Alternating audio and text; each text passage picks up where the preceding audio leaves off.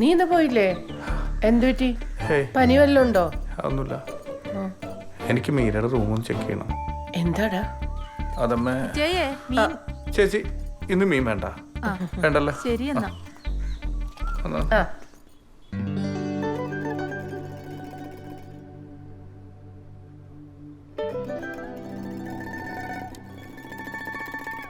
ജാതകോ?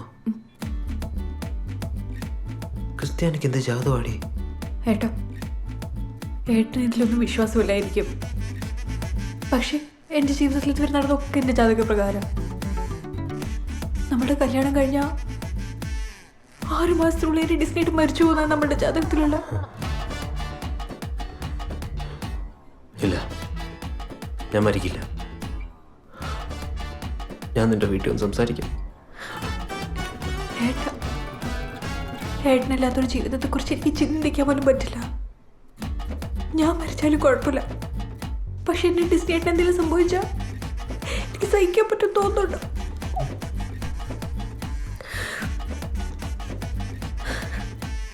എൻ്റെ കൂടെ അല്ലെങ്കിലും എവിടെയെങ്കിലും എൻ്റെ ഹാപ്പിയായി ജീവിക്കുന്നുണ്ടെന്ന് എനിക്ക് അറിഞ്ഞാൽ മതി. എപ്പോഴും സന്തോഷത്തോടെ എനിക്കിപ്പോൾ ഒരൊറ്റ വാക്ക് തരാൻ പറ്റും. ഇനിയൊരു ജന്മം ഉണ്ടെങ്കിൽ ഡിസ്റ്റേറ്റിന് മാത്രമായിരിക്കും.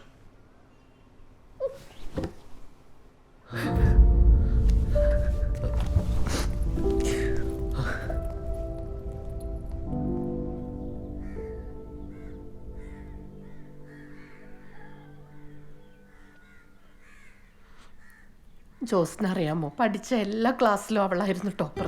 പിന്നെ ഇതിനൊക്കെ എവിടുന്ന സമയം കിട്ടുന്നതെന്നാ എനിക്ക് മനസ്സിലാവാത്തത്. അവളെന്താ ഇങ്ങനെ?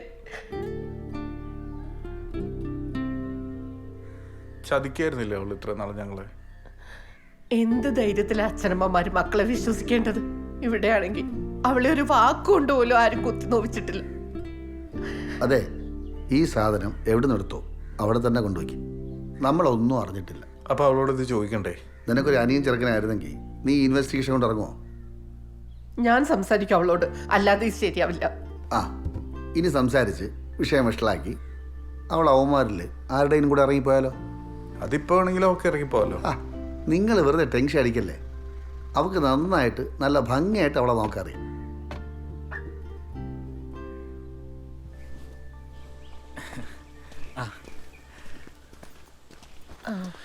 അയ്യോ, ഞങ്ങൾ ഇൻസ്പെക്ഷനൊന്നും വന്നല്ല കേട്ടോ.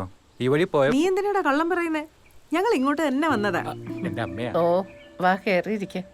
ഇവിടുത്തെ മൂത്ത കൊച്ചിനെ കണ്ടപ്പോ ഇവനൊരിഷ്ടം. എന്നാ പിന്നെ നേരിട്ട് വന്ന് പറയാന്ന് കരുതി. എനിക്കിവൻ ആകെ ഒരാളെ ഉള്ളേ.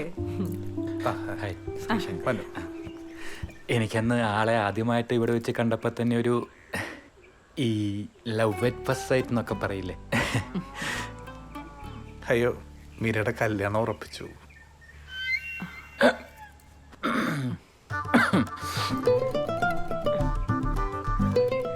ആദ്യമായിട്ടാ ഇവനൊരു പെങ്കൊച്ചിന്റെ കാര്യം എന്നോട് പറഞ്ഞ്.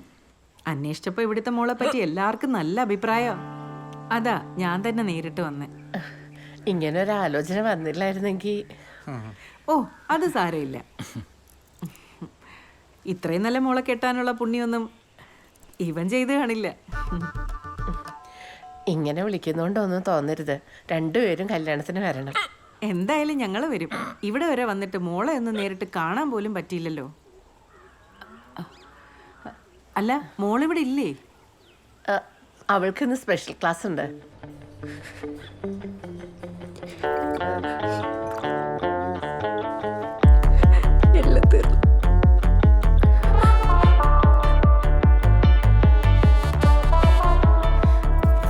വിഷ്ണുവേട്ടാ, നമ്മുടെ റിലേഷൻഷിപ്പ് വീട്ടിൽ ഏട്ടൻ അറിഞ്ഞു വിഷ്ണുവേട്ടാ? എടാ, വീട്ടിൽ സമ്മതിക്കാത്ത ഞാൻ എന്ത് ചെയ്യാനാ? എന്നെ കൊണ്ട് പറ്റുന്ന രീതിയിലൊക്കെ ഞാൻ ശ്രമിച്ചു നോക്കി. മനുവേട്ടൻ അങ്ങേർക്ക് ദേഷ്യം വന്നാൽ മുന്നും പിന്നും നോക്കാത്ത ഒരാളാ. വിഷ്ണുവേട്ടൻ കണ്ട കൈയും കാലും തല്ലിയൊടിക്കുന്ന എന്നോട് പറഞ്ഞേക്കുന്നത്. എന്റെ വിഷ്ണുവേട്ടൻ എന്തെങ്കിലും പറ്റി എന്നെ കൂടി സഹിക്കാൻ പറ്റും തോന്നുന്നുണ്ടോ? വേറൊരു മതത്തിലുള്ള ഒരാള് കല്യാണം കഴിക്കാൻ അവർ സമ്മതിക്കില്ല. അവർ ഭയങ്കര കൺസർവേറ്റീവാ. വിഷ്ണുവേട്ടൻ എന്നെക്കാളും നല്ല പെണ്ണിനെ കിട്ടും. അത് കിട്ടുമായിരിക്കും. പക്ഷെ മീരയ്ക്ക് എന്നേക്കാൾ നല്ല ചെക്കനെ കിട്ടുമോ? ഒരിക്കലുമില്ല. ഇപ്പൊ എനിക്ക് നിനക്ക് ഒരു വാക്ക് മാത്രമേ തരാൻ കഴിയൂ. വേറൊരു ജന്മം ഉണ്ടെങ്കിൽ ഞാൻ നിന്റെ മാത്രമായിരിക്കും. ഏത് ജന്മം? എനിക്കങ്ങനെ ഒരുപാട് ജന്മങ്ങളിലൊന്നും വിശ്വാസം എനിക്ക് ഉണ്ട് കേട്ടാ. തിരിഞ്ഞു നോക്കില്ല ഞാൻ. മനസ്സിലെന്ന് സ്നേഹിക്കുന്ന ചിരിച്ചുകൊണ്ടിരിക്കുന്ന ഒരു അൻവറിന്റെ മുഖമുണ്ട്. എനിക്കത് മതി. ഇനി അങ്ങോട്ട് എന്നെ സ്വന്തം പെങ്ങളെ പോലെ കാണണം.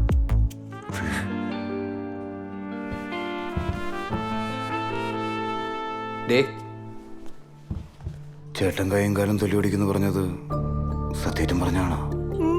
എനിക്കും തോന്നി. അപ്പൊ തനിക്ക് വിഷമാവൂല്ലേ?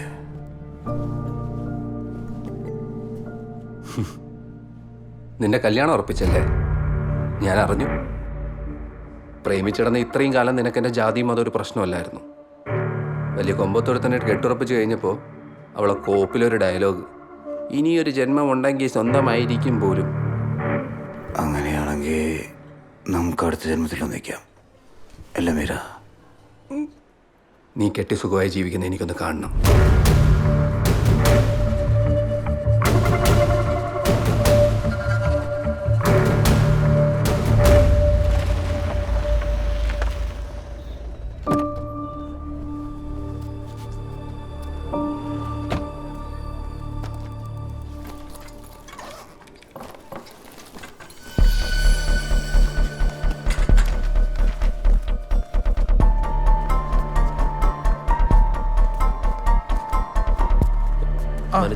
നമുക്കങ്ങ് മാറിയേക്കാം.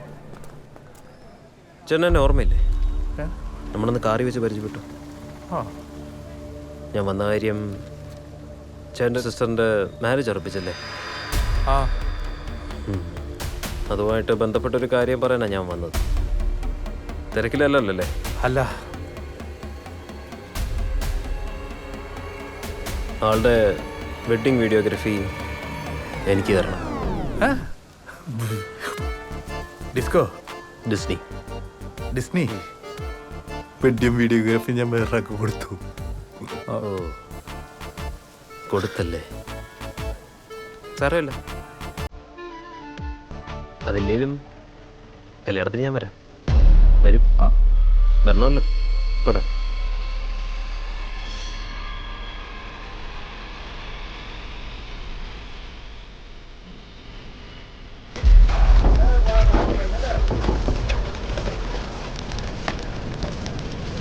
സാറേ, ആ കോൺട്രാക്ടർ എന്ത് ചെയ്യും?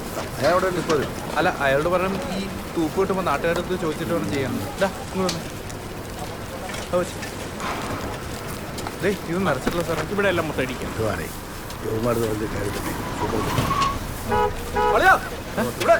ഓക്കെ സാറേ.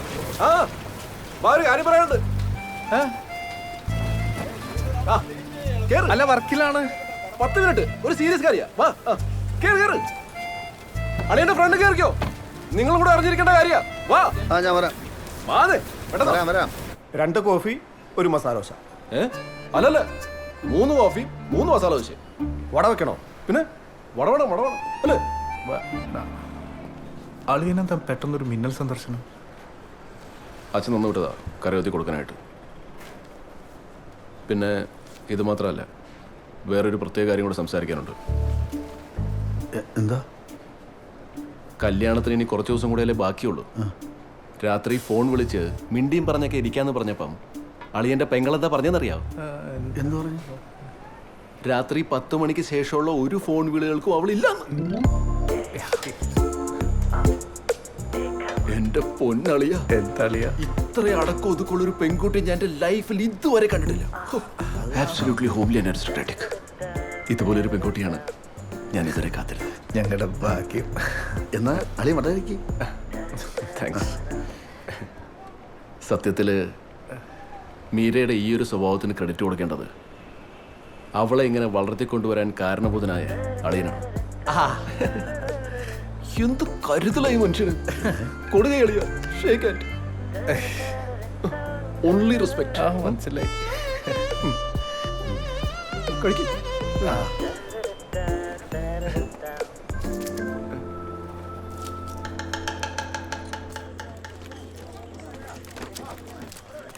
ഓ ഇത് കഴിഞ്ഞില്ലേ? അയ്യോ ഞാൻ തിന്നുമല്ല. അതെ, നമ്മുടെ കാറ്ററിംഗുകാരെ വിളിച്ചായിരുന്നു. അവരൊരു 5 മണിയാകുമ്പോഴേക്കും ഫുഡായിട്ട് എത്തും. നീ എന്തിനാ ഈ ടെൻഷൻ അടിച്ച് നിൽക്കുന്നേ? കാര്യങ്ങൾ ഇവിടെ വരായില്ലേ? മീരവിടെ? അവള് ബ്യൂട്ടി പാർലറിലേക്ക് പോയേക്കാം. ആ അത് പറഞ്ഞപ്പോഴാ നമ്മുടെ കുമ്പഴ വടക്കേൽ ഉണ്ണിത്താൻ ചേട്ടന്റെ മോളിൽ ലീലാമണി ഇതുപോലെ കല്യാണത്തലേന്ന് രാത്രി ബ്യൂട്ടി പാർലറിലേക്കാന്ന് പറഞ്ഞൊരു പോക്ക് പോയതാ. പിന്നെ 4 മാസം കഴിഞ്ഞപ്പോ ഇൻസ്റ്റാൾമെന്റ് നച്ചിട്ട് അവിടുന്ന് പൊക്കിയത്. മനോജിനെ അറിയാം, മനോജിന്റെ ലൈനായിരുന്നു. നടന്ന കാര്യമൊന്നും പറയണ്ട. നാട്ടിലെ പല പെങ്കൊച്ചുങ്ങൾ അങ്ങനെ പോവായിരിക്കും. നമ്മുടെ മീരക്കൊച്ച് അങ്ങനെ പോത്തിരുന്ന് ഉറപ്പല്ലേ? ആ ഉറപ്പല്ലേ? ഉറപ്പല്ല.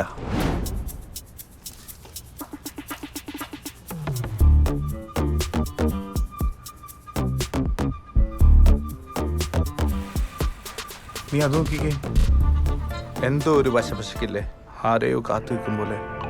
നീ ടെൻഷൻ അടിക്കല്ലേ, അവൾ ഇറങ്ങി വരട്ടെ, നമുക്ക് വെയിറ്റ് ചെയ്യാ. ആ അവള് വന്ന്.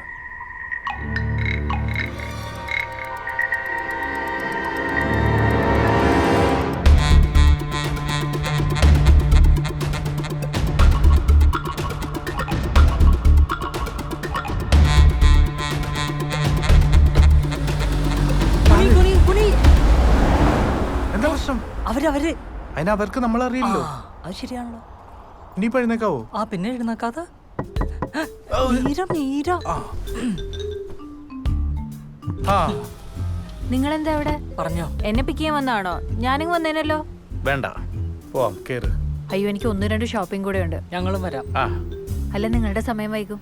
സാരല്ല, ഞങ്ങൾ നിന്റെ കൂടെ തന്നെ ഉണ്ടാകും. ഞാനും. എന്നാ ശരി.